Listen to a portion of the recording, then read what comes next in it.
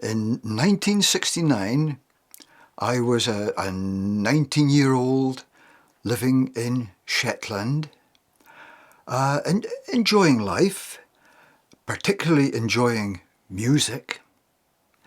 Us teenagers, we would listen to Top of the Pops and hear all sorts of music from down south, from London, from Liverpool. Really enjoyed the sort of stuff we were hearing, rock music, blues music.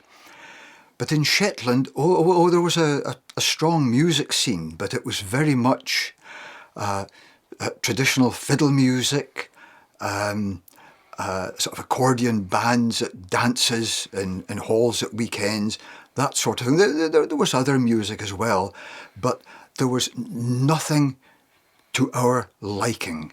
None of the bands down south were coming up to Shetland in 1969. And we were aware that teenagers down south were able to go to music festivals. And together with a friend who was at school with me, Michael, me and Mikey, we were only friends because we seemed to like the same sort of music. And we thought it would be great to go to a festival, a whole weekend of blues, jazz, rock music. It would be fantastic. And we were aware that in 1969, in the summer of that year, there was a big festival being held at a place called Plumpton. It was a racecourse, apparently in Kent, somewhere north of Brighton, wherever that was, as far as we were concerned. It was 800 miles away. Now, if you were a teenager living in England, Wales, Scotland, somewhere like that, you could set off. You could walk, you could cycle, you could thumb lifts, you could, if you had a bit of money, you could get a bus or a train and soon cover 800 miles. In our case, there was the slight difficulty that there was more than 200 miles of ocean between us and Aberdeen before we ever set off on our journey. How did we get across that hurdle? And how did we get the money for it? So it looked as though this great idea of going to a music festival down south wasn't going to happen. But we didn't let go of the idea. We worked on it, and we heard about an organisation called Community Service Volunteers. Now, this wasn't an organisation that helped young teenagers in Shetland go to music festivals.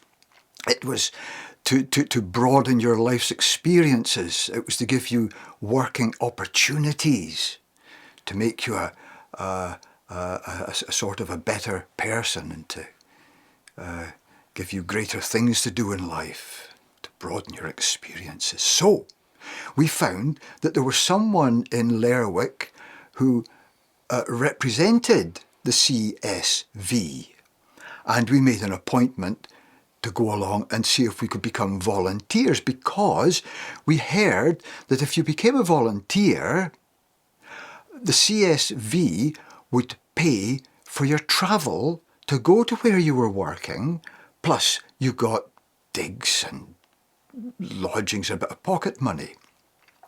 So along we went and asked if we could become volunteers, and we were warmly welcomed, and we were told, indeed, fill in this form and that form, sign here. And I seem to recall we were offered things like dry stain diking in Fair Isle, which was south of us. At least it was between Shetland and Orkney, but didn't help an awful lot towards our 800 miles to get down to Brighton. But we persisted, and other opportunities were apparently available, and one came up where we could be volunteer nursing assistants at a place called Bellsdyke Mental Hospital, as it was called in those days. Where Bellsdyke was, we had no idea. It was near Larbert, hadn't heard of it before, somewhere near Falkirk. Stirling, we'd heard of Stirling, so we knew that was kind of in the central belt of Scotland. And oddly, although it's called the central belt, if you're living in Shetland, the central belt is away down in the south of Scotland. That would be a big, big help. And this volunteering deal meant that we would be there for 1 month, I think, something like that. And we would get our travel, our ferry from Lerwick to Aberdeen paid for, and a train from Aberdeen all the way down to Falkirk, Larbert, close by to Bellsdyke. So we signed up, and that's what happened in the summer of 1969, and off we went. So we had a good journey down, all the better for it not costing us a penny, and we arrived at this place called Bellsdyke. It was huge. It was a vast complex of old buildings and modern buildings. Mikey got put somewhere. I can't remember what he was allocated, but I, quite luckily, was put in a large ward in a new building of elderly people, mostly dealing with dementia.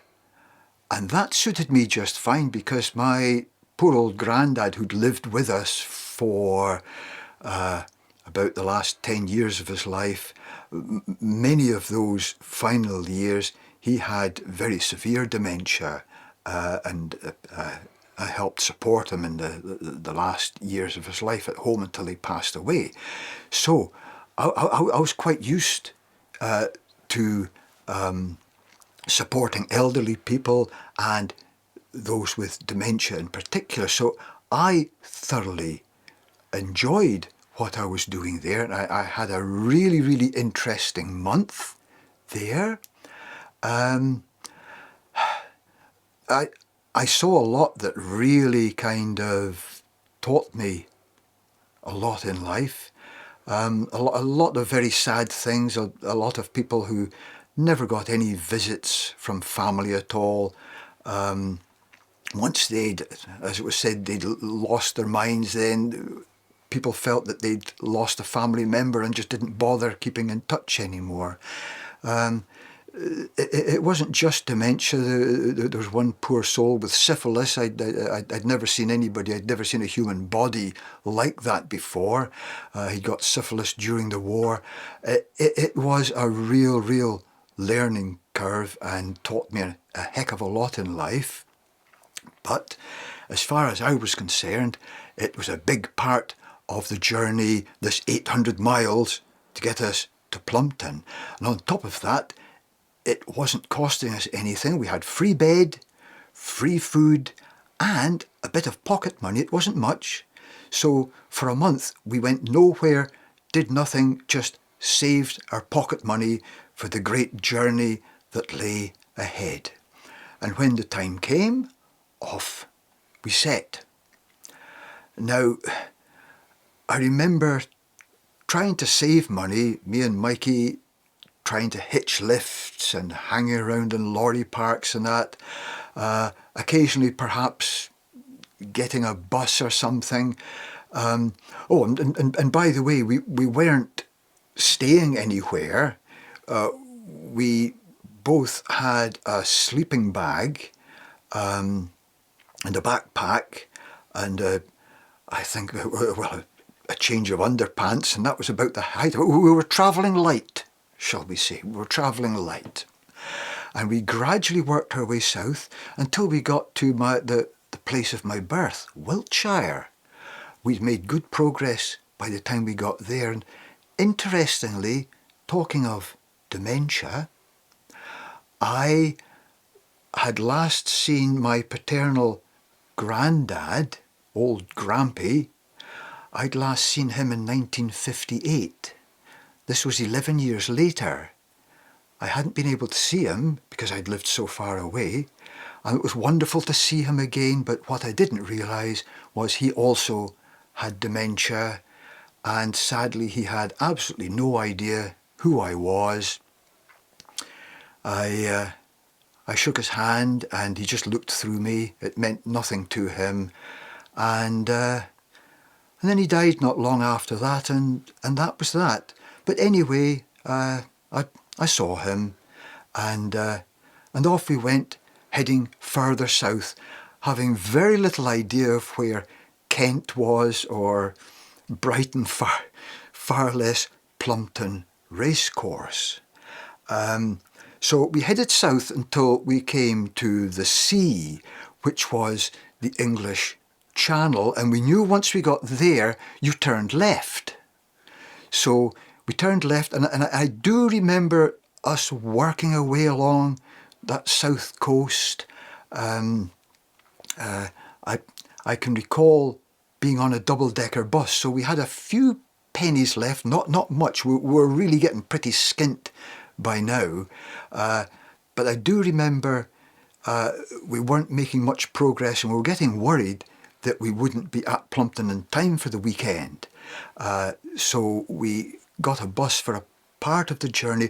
I remember sitting looking and realising just how short the girls' miniskirts were. A lot shorter than anything we'd seen in Scotland round about Bell's Dyke Hospital or that. This was really something. We really were south by then. And along the coast we went until we came to Brighton. But before then, I have one other memory of walking along the side of a dual carriageway, and it was getting darker and darker, and we were really trying to put in the mileage. It must have been the early hours of the morning, because there was hardly any traffic on the road, and it was quite dark. We crossed over, went in amongst these shrubs, and, joy of joy, found a nice flat open space. And we put our sleeping bags down, crashed out, fell asleep, and slept deeply, deeply, until we heard the roar of traffic, lorries, buses, cars. We thought, what the heck is going on? Traffic thundering past us. I stood up in the middle of the shrubbery to see what was going on, sort of virtually tackle out because it had been a really muggy night, and we'd ended up in the middle of a roundabout in the middle of whatever that busy road is that goes along the south coast of England. And it took us forever to find a slot in the traffic that was flying by to get out of that roundabout and get back on track again. But anyway, we eventually got to Brighton, and that was fine. Once we got to Brighton, I seem to remember we headed up the way, and we arrived at this place, Plumpton. Plumpton, as it turned out, was a racecourse, and that's where the festival was being held. Joy of joy, we'd made it. We were absolutely skint, and I can't remember paying to get in. Something tells me we may have had to scale a fence or something, but we got in, had a great long weekend, loads of music, and to this day I have got the programme. And this is the programme from all those years ago, 1969.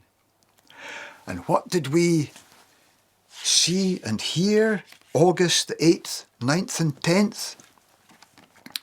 A few names that we can still remember. Well, the Bonzo Dog Band. What happened to Doodah? I always remember it as the Bonzo Dog Doodah Band. Did they drop it before then, or what happened? Anyway, it was the Bonzo Dog Band. Chicken Shack. Yes, I remember in Shetland always hearing of Chicken Shack and wanting to see them. East of Eden, Groundhogs, Keith Hartley, King Crimson. It goes on. The London Cast of Hair. This is not bad, eh? Magna Carta, Roy Harper, Soft Machine, The Nice. There's lots of the's that were later dropped. The Nice, The Pentangle, The Pink Floyd. Oh yes, we saw Pink Floyd. The Straubs, The Village, The Who. that was quite something, and yes, it was fantastic. What a weekend we had. Absolutely fabulous. And after that, we had to make our way home. 800 miles of it. Secure in the knowledge at least we were going to get across those 200 plus miles of water. We had our return travel vouchers for that, and we had a train voucher to get from where it was, from Falkirk up to Aberdeen. But the strange thing is, I know we set off and we headed up for London. I don't know what we did in London or how we got from London to anywhere else. The strange thing is, I've got absolutely no memory of the return journey back home to Shetland. But there was, or still is, a saying that if you can remember the 60s, you weren't there. So I can't remember the 60s, so I was there, but I can't remember what happened. So there we are. Anyway, I obviously got home, and that was almost the end of that. So what was the outcome? What was the result of this great adventure that me and Mikey had? Well, the outcome was that, certainly for my part, I realised all the opportunities that I was missing out on, all the places there were down south to see and explore, the music, the work, the job opportunities. And